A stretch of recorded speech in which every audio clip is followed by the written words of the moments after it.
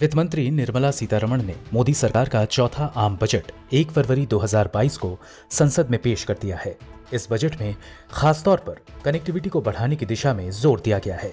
यही वजह है कि वित्त मंत्री ने ट्रांसपोर्ट बजट को 40% बढ़ा दिया। किसान के भारी विरोध के बाद भी एमएसपी के लिए आवंटन में कटौती की गई है और कृषि बजट में मामूली बढ़ोतरी की गई है। इसके मुकाबले सोशल वेलफेयर पर सरकार की कम खर्च करने की योजना है। कमोबेश यही हाल शिक्षा और स्वास्थ्य का भी है, जिसका बजट ट्रांसपोर्ट बजट के मुकाबले कम है।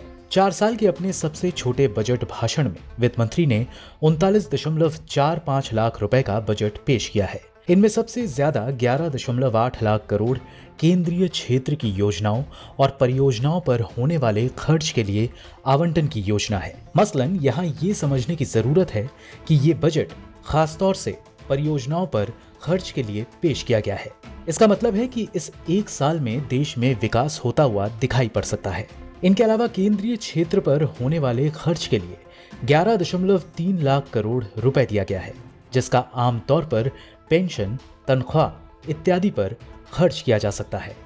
मुख्य 7 क्षेत्रों पर केंद्रीय बजट का आंकलन करें तो पता चलता है कि सरकार का कृषि क्षेत्र में होने वाली सभी एक्टिविटी के लिए 1.51 लाख करोड़ रुपए खर्च का अनुमान है, जो वित्त वर्ष 2021-22 में 1.48 लाख करोड़ के मुकाबले सिर्फ 2% ज्यादा है। इनके अलावा शिक्षा बजट में 11.1%, स्वास्थ्य बजट में 14.8%, ग्रामीण विकास के बजट में 5.8% और शहरी विकास के बजट में 3.5% की बढ़ोतरी की गई है। हालांकि सोशल वेलफेयर के बजट में सिर्फ 6.6% की बढ़ोतरी की गई है, जिसका मतलब है कि सरकार को गरीबी और गरीबों की कोई फिक्र नहीं है।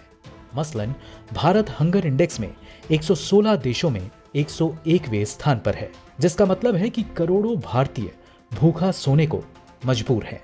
इनके अलावा अन्य योजनाएं हैं जिसका सीधा फायदा गरीबों की गरीबी पर पड़ता है।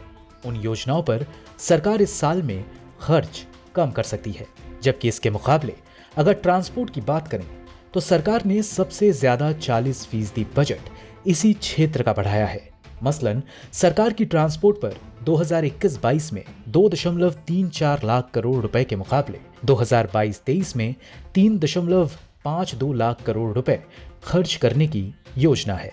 इससे जाहिर है कि 80 करोड़ गरीबों की परेशानी जस की तस रहने वाली है। मतलब थाली में खाना नहीं, लेकिन आसमान में उड़ान भरने के लिए एयरपोर्ट और यात्राओं के लिए रेलवे और सड़क की सुविधा जरूर मिलेगी। ब्यूरो रिपोर्ट, गो न्यूज़।